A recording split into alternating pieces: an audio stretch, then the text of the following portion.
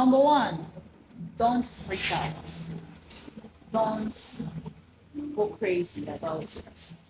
Don't do something nasty. Okay? What you're going to do is to calm down. It shows that you first of all have self-control. It shows that you have self-respect. You respect your body. You respect your person. You respect your identity. Okay? And when you calm down, it's not a sign of weakness, it's a sign of strength. Of course, when your partner knows that you've caught them cheating on you, they will expect the worst from you.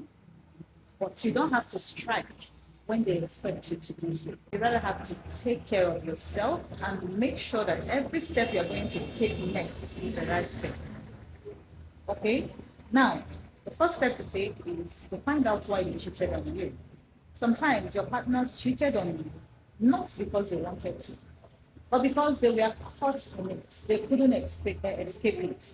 Maybe the person they cheated with has been after them, putting pressure on them and got them trapped into it.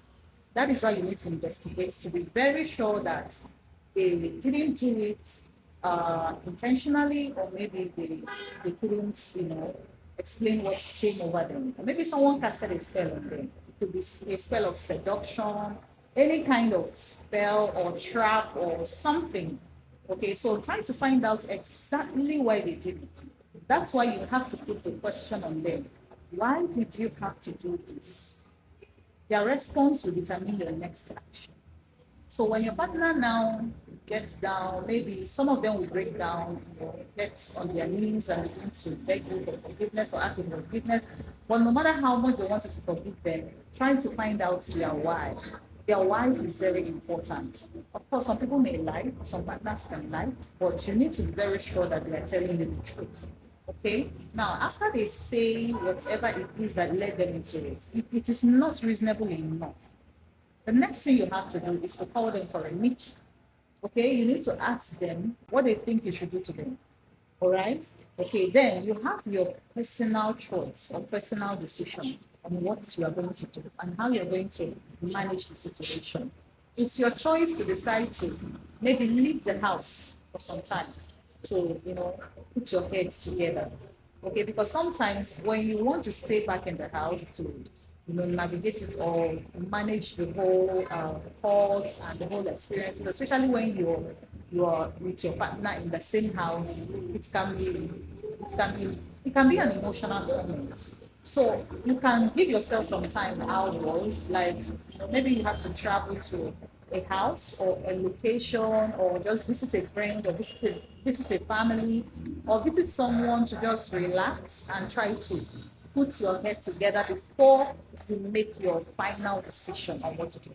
I'm saying this because some people, of course, at one cheating experience from their partner or from their spouse, they go for divorce, they opt for divorce, and it's their choice, it's your choice, okay? Nobody said you must be with a cheating spouse. But of course, it's important to know why they did what they did and what led them to it and how they got trapped into it. Or whether they walked into it with their four senses together is going to determine what you're going to do next. But before you arrive at your final decision, make sure that you're taking your time to relax, to, question his or her, actions and get reasonable responses. It's now going to determine what you decide. But before you make your final decision, take your time to meet a counselor. Talk about it with a counselor. Don't just decide because your emotions are, turning on. Even if your partner fell into a trap, the truth still remains that cheating is not a healthy experience for any partner. So, of course, I understand you can really, not feel good about it. You can they go crazy about it. It's all about your choice, what you want to do. Yes, you can actually forgive your partner, but not spend the rest of the month with them, the rest of the week with them. So, because sometimes people are like, just forgive, forgive. I understand the aspect of forgiveness, but sometimes it's not easy. So, staying healthy should be your plan.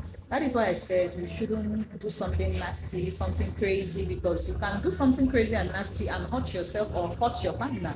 And of course, when you do that, the discussion, everything shifts from what really happened to another thing.